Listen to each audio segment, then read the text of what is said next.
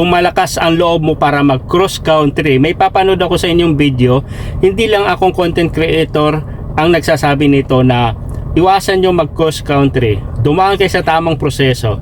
Okay? May mga ilang content creator, vlogger na nagsasabi iwasan at hindi nila nire-recommend mag cross country. Okay? Para hindi kayo mapahamak, panoorin nyo. Dalawa lang ang pagpipilian nyo, maniwala kayo o hindi, mapasama kayo o hindi. Okay? Pakinggan natin si Idol. Nakalimutan yung pangalan, si Alvin nata to. Yan, sige, pakinggan nyo. OFW na nag-cross country dito sa Dubai galing Saudi, bangkay nang iuwi sa Pilipinas. Actually guys, hindi ko pa nakikita yung actual na news or balita tungkol dito. At hinanap ko din sa The Filipino Times, sa The Global Filipino Magazine dito sa Dubai, pero wala. Napanood ko lang sa mga kapwa ko content creator. Pero yes guys, hindi ko nga sinasuggest na tangkilikin nyo ang pagko-cross country papunta dito sa Dubai. Kahit na may mga inaalok sa inyong cash assistance, tablet at kung ano-ano pang magagandang salita.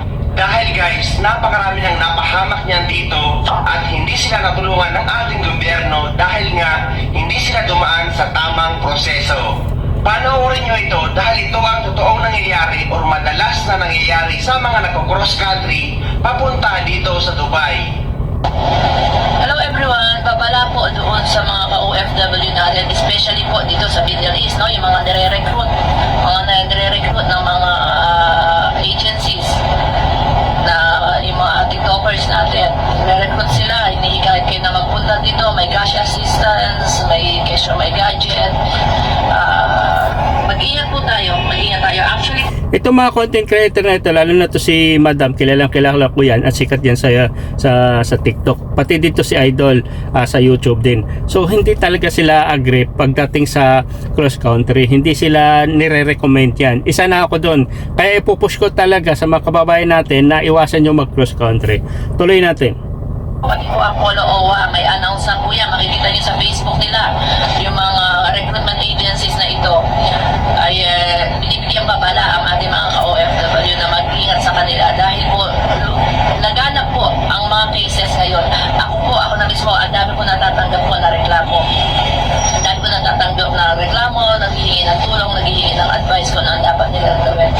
Nire-recruit sila dito ng mga TikTokers na ito, ng mga agencies na ito na pumunta rito, mag-cross country and i-visit visa sila. Pero pagdating dito, bibigyan ka nila ng cash assistance, may gadget pa. Pagdating dito, i-hold sila sa isang kwarto hanggang hanapan po sila ng employer. Pagdating noon, kapag hindi maganda yung employer, overwork, May singit ko lang regarding dun sa visit visa o tourist visa. Pwede naman yun. Kailang hindi ka pwede magtrabaho. So hanggat maaari, visit visa ka o tourist, saka ka mag-a-apply. And yung tamang agency dapat legit at legal. Tuloy natin. overwork, walang off day, yung sa pinag-usapan, ibabalik sila sa agency, ibibenta na naman sila sa iba. Yung iba, wala pang visa, gusto nang umalis po. Pero pinagbabayad sila ng 10,000 grams. Yung iba naman, gusto mo na mag-resign kasi po sa hirap ng trabaho, hinihingan sila ng 15,000, 16,000. Yung iba, gusto nilang umalis doon sa amo nila, sabi ng amo nila, ibabalik sila sa agency. Ang gagawin naman ng agency, ibibenta ulit sila.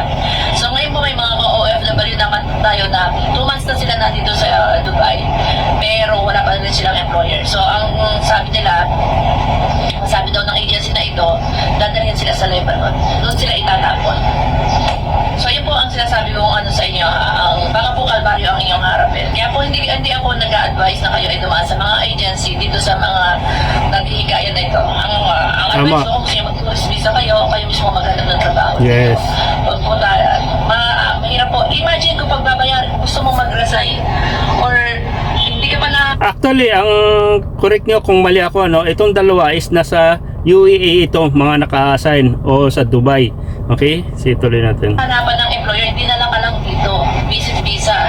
Binigyan ka ng cash assistance. Wala pa ng 2,000 na deduction. Pero pinagbabayad po siya 10,000.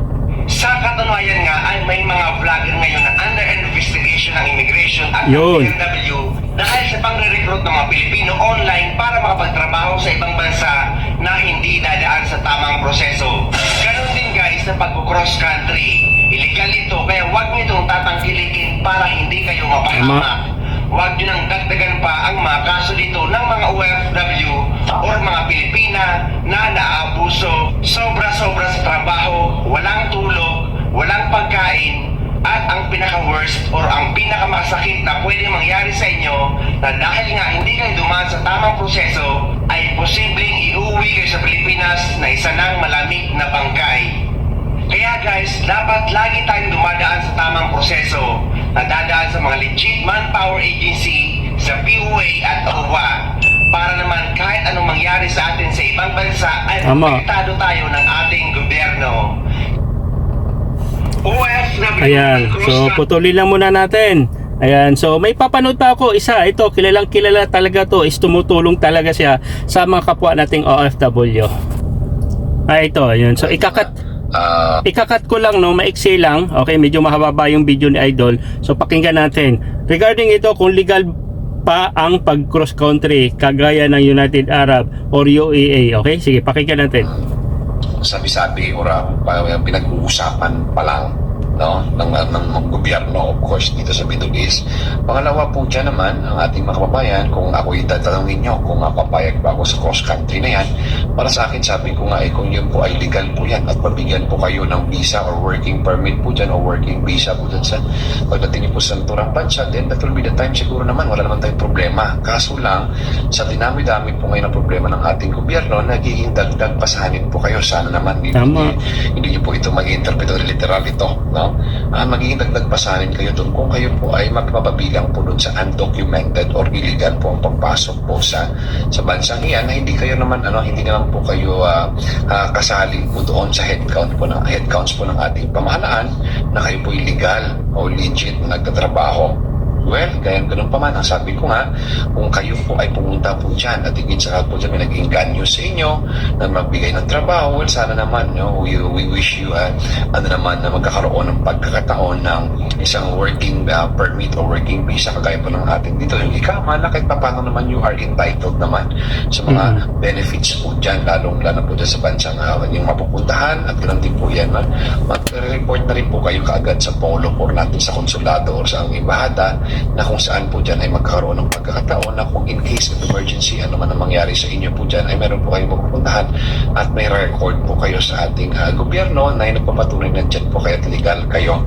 Kaya pangatlo po dyan sa ating mga kababayan, hindi ko po, maliwanag po yan, hindi ko po ini-encourage po ang cross-country po yan sa katibayan o mismo sa kagustuhan ng pumunta lang doon na para lang po talaga ay magtrabaho kasi marami po sa ating mga kaibigan, kababayan po humingi po sa atin ng tulong na hanggang ngayon po ay hindi pa sa nabigyan ng working visa, nagka-problema, nagkasakit, ay nagiging kahirap-hirap po ang kanyang sinapit po dyan at ilang masakit pa doon, gusto na rin umuwi, pero nga lang kung paano ito matutulungan ng gobyerno. Pero sa napagandahang loob naman ng ating gobyerno ay nandun naman tumulong at tinulungan po natin at nakakauwi naman. No, pero hindi po natin inirekomenda po yan dahil po ay isang illegal po yan na mga gawain at higit sa lahat po dyan maaari kayong mapofall din sa mga mabibiktima din kayo sa mga illegal recruiters po dyan, mga illegal recruitment o ito mga pinatawag po natin na human trafficking, baka mamaya makasuhan pa kayo, maihabla kayo ng employer nyo o mismo naman dyan nagka-problema kayo dyan, wala kayong habol, walang habol ng ating pamahalaan kung ano man ang gagawin po ng yung magiging employer po na hindi po natin alam ang kanilang kaisipan. So nawa po ating maging maliwanag po sa ating mga kababayan sa mga nagtatanong po dyan about dito. Ayan, so hindi ko natapusin. Thank you sir Sila po yung mga talagang sikat o kilalang mga vlogger, content creator dito sa social media. At iisa ang sinasabi, isa na ako doon at sang-ayon ako doon na hindi talaga nire-recommend yung cross country. Dumaan po kayo sa tamang proseso. Yung mga pinakikita sa TikTok, yung mga video nila, may selfie pagdating sa airport. Sige pre, pagdating pa sa airport yan, tatanungin kumusta. Siyempre sasabihin nun, nakascript na yun tinuruan na yun na okay, smooth yung pinakikita yung cash assistant. Tama po yung sinabi ng babae, okay, tumanggap ka, magkano lang naman yon. Ngayon, dadalhin ka ngayon sa isang bahay, di ba? Mamaya mapahamak pa kayo Huwag nyo dalhin sa tigas ng ulo, marap. Sabihin nyo, wala kayong pakialam, buhay namin to, kung anong mangyari sa amin. Parang hindi tama yung ganong mindset, di ba? Humihingi kayo ng tulong pagkatapos may mangyari sa inyo na illegal kayo. Yung bang agency o yung nag-re-recruit sa inyo, tutulungan kayo nun? Hindi. mas lalo kayong ipapahamak. Kaya hindi ko nare-recommend na magko-cross country kayo. Okay, hindi kami nakikialam, hindi ako nakikialam, advice lang po yan. Pero ito lang tatandaan nyo, pag pinilit nyo pa rin at napanood nyo itong video na ito, napanood nyo na yung mga video ng mga nag-a-advise, at nangyari sa inyo yan, huwag kayo humingi ng tulong ha, ng gobyerno, kasi alam nila tigas kayong ulo nyo di doon kayo sa nag-recruit sa inyo. Tingnan natin, pag hindi kayo madala, ewan ko lang, tandaan mo, sa huli ang pagsisisi. Agay.